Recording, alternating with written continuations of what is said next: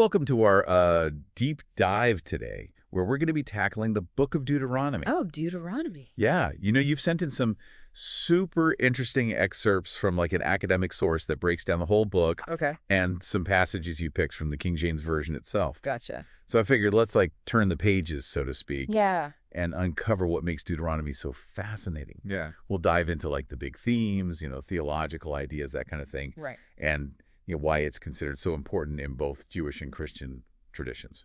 Yeah, it's really amazing how a book written so long ago, thousands of years ago, can still speak to us today, Oh, absolutely. Deuteronomy kind of gets overshadowed sometimes by some of the other books in the Pentateuch. Right. But it's a gold mine, with insights into the ancient Israelite world and these timeless questions we all have about faith obedience and, our relationship with God. Totally agree. It's not just some dusty old historical document. Right. It's a living text that speaks to us about the struggles and the victories of faith across generations. Absolutely. One of the things that really struck me right off the bat is the setting of Deuteronomy.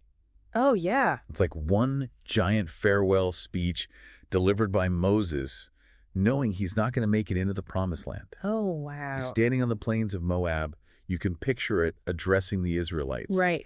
Imagine the weight of those words, the emotion, the sense of urgency. Yeah.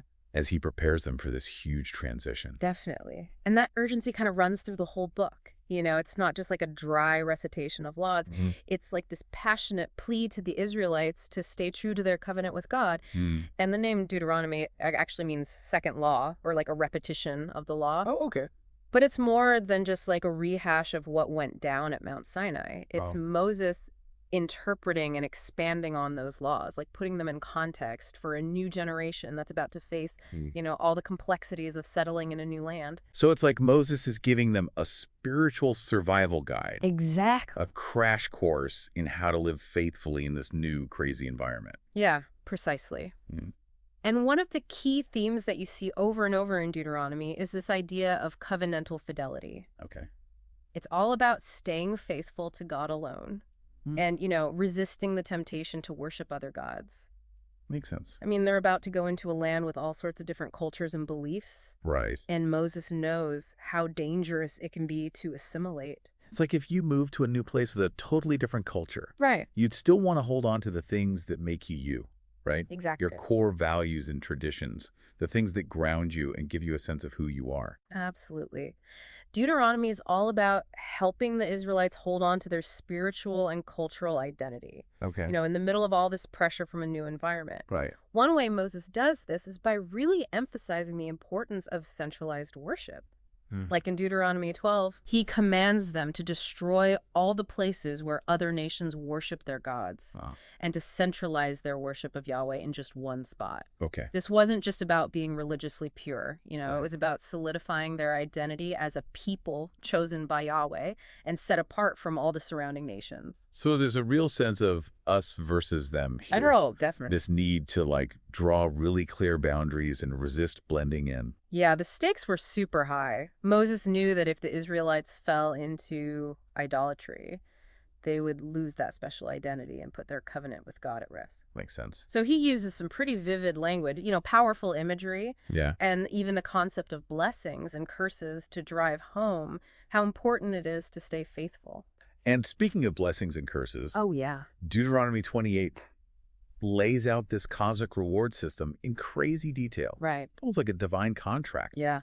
Outlining the consequences of obedience and disobedience. Yeah. It's amazing how Deuteronomy weaves together the spiritual and the practical. Right. On one hand, it's about their relationship with Yahweh, their covenantal obligations, their commitment to monotheism. Yeah. But it's also about the real-world consequences of their choices, like how their actions will impact their lives in the Promised Land. So it's not just about abstract theological concepts. Exactly. It's about how they live their lives every single day. Right. Deuteronomy covers everything. Wow. From how to treat the poor and vulnerable, to how to go to war, to how to celebrate religious festivals. Really? It's like a comprehensive guide to living a life that honors God and reflects the values of the covenant. So I'm curious about the specific blessings and curses that are outlined in Deuteronomy 28. Right? What are some of the highlights or maybe lowlights that stand out to you? Well, the blessings are pretty tempting. Abundant harvests, success in battle, prosperity, and health. Sound good. But the curses are straight up terrifying. Oh, no. I'm talking plagues, famine, defeat in war, even exile and captivity. Wow. It's like Moses is pulling out all the stops to make sure they understand just how serious this is. Exactly. He's using everything he's got to paint this vivid picture of what's at stake. Right. And it's not just about what happens to them as individuals. Right. The well-being of the whole nation depends on their faithfulness to the covenant. That sense of collective responsibility is pretty striking. Yeah. It's not just about me and God. Right. It's about us and God. Precisely. The fate of the whole community is tied to their individual choices. And you see this idea of communal responsibility reflected in a lot of the specific laws and rituals outlined in Deuteronomy. Okay, so let's dive into some of those specifics. Yeah. What are some of the laws that stand out to you as like particularly important or revealing? One that always gets me is the law about how to treat the poor and vulnerable. Like at Deuteronomy 24.1922, there's this command to leave some of the harvest for the stranger, the fatherless, and the widow. Okay. It's this beautiful expression of social justice, making sure everyone has access to food, Right. no matter their social standing. It's like a built-in safety net, Exactly. a way to prevent anyone from falling through the cracks. And this concern for the marginalized even extends to people who are typically seen as outsiders. Deuteronomy 10.18-19 specifically tells the Israelites to love the stranger, Wow. reminding them that they were once strangers in Egypt too. Right. It's such a powerful reminder to treat others with compassion and empathy, Yeah. especially those who are different or, less fortunate. It's a timeless message. Oh, absolutely. It resonates just as much today as it did thousands of years ago. Definitely. And it speaks to the core ethical message of Deuteronomy, even though it comes from an ancient context. Yeah. It grapples with these timeless questions of justice, compassion, and how we treat people on the margins of society. Now, there are some passages in Deuteronomy that are a little harder to deal with from a modern perspective. Right. For example, Deuteronomy 21.14 talks about how to treat women captured in war. And it allows an Israelite soldier to take a captive woman as his wife under certain conditions. It's important to approach these passages with sensitivity and historical awareness. Right. We can't impose our modern ethical frameworks on these ancient texts, but we can analyze them in their historical context and recognize the complexities they present. So while we might find these laws troubling today, Right. they offer us a glimpse into the social norms and power dynamics of the ancient world. Exactly. They challenge us to engage with the text on its own terms, while also acknowledging the ethical questions they raise for us as modern readers. Now, let's shift gears a bit and talk about one of the most famous passages in Deuteronomy, the Shema. Yeah. It's found in Deuteronomy 6.4-9. Right. This declaration of faith, Hear, O Israel, the Lord, our God, the Lord is one, Right. is considered the most important prayer in Judaism. It's a foundational statement of monotheism and a call to completely devote yourself to Yahweh. But it's not just about intellectual agreement, Right. The Shema emphasizes weaving faith into your everyday life. Right. It actually says to bind them as a sign on your hand Yeah. and write them on the doorposts of your house. It's about making your faith visible, tangible, a constant reminder in the middle of everything you do. It's about living out your beliefs in concrete ways. Exactly. And this passage also emphasizes how important it is to pass those beliefs on to future generations. Right. Teaching children about the covenant, sharing the stories of God's faithfulness, making faith a living tradition. It's interesting how Deuteronomy acts like a bridge between the past and the future. Right. Moses is passing the torch, so to speak. Yeah. Entrusting the next generation with the responsibility of upholding the covenant. And that leads us to another interesting passage in Deuteronomy 18.15-19. Oh, yeah. It prophesies the coming of a prophet like Moses. Ah, yes. Yeah. The prophet who will speak God's words and the people have to obey. This prophecy has been interpreted in so many different ways throughout history.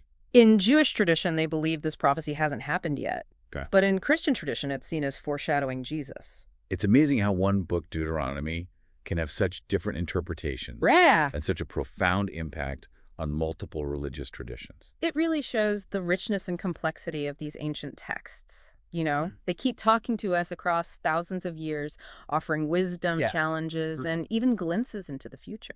Now, as we get to the final chapters of Deuteronomy, we encounter this poignant shift in tone. Right. There's a sense of anticipation, Yeah. but also this bittersweet awareness of Moses' impending departure. Yes, Moses knows he won't be leading them into the promised land. Right. And that leadership role is about to be passed to Joshua. So how does Deuteronomy portray this transition of power? What's the tone and emphasis? Well, it's interesting because you might expect sadness or even fear as Moses steps down. But what we find is a tone of encouragement and reassurance. Okay. It's striking how Moses focuses on empowering Joshua.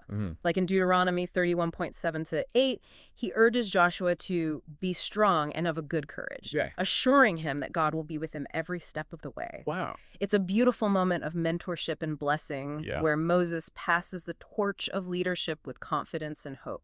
And it's not just a pep talk, is it? No, no. Moses also gives Joshua some very specific instructions about the law to ensure continuity and faithfulness. Precisely. Deuteronomy 31.9-13 describes Moses writing down the law and giving it to the priests and elders. Okay.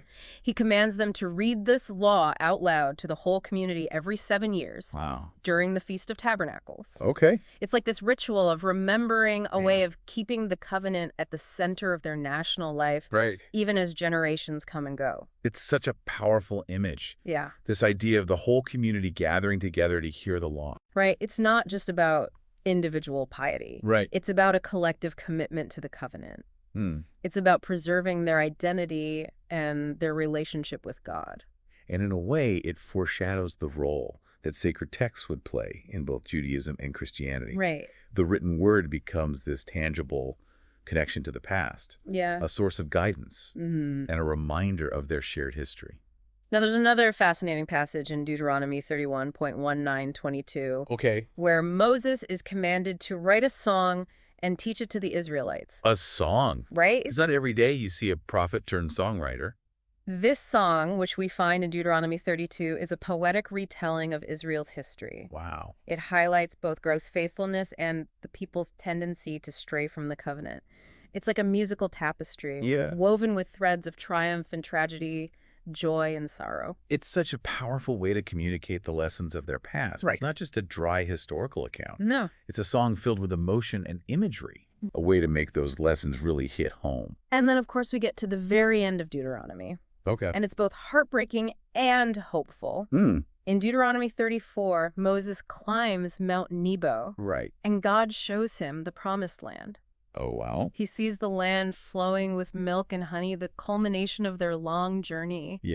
But he's not allowed to enter. It's such a poignant moment. You can almost feel the weight of his longing. The bittersweet realization that he won't be crossing over with them. But even in that moment of personal loss, there's this profound sense of peace and acceptance. Moses dies, and the leadership officially passes to Joshua. But the covenant endures, and a new generation is ready to carry on. The book ends with these words. And there arose not a prophet since in Israel like unto Moses, whom the Lord knew face to face. It's a powerful statement about Moses' unique place in their history. And it leaves us with a question to think about. If Moses represents a model of leadership commitment and faithfulness to the covenant, how can we embody those qualities in our own lives? That's a great question. What are the promised lands we're striving for, and what challenges might we face along the way? Deuteronomy, even though it's so old, still has so much to teach us about faith, obedience, leadership, and the lasting power of a covenant with God. It's a book that invites us to reflect on our own values, choices, and the legacy we want to leave behind. It's been great exploring the depths of Deuteronomy with you. It really has. I hope you found it as insightful and thought-provoking as I have. Me too. Thanks for joining us on this deep dive into Deuteronomy. Thanks for having me. Don't forget to like, share, and subscribe to By the Pages for more explorations of sacred text. Looking forward to it. We'll see you next time. See ya.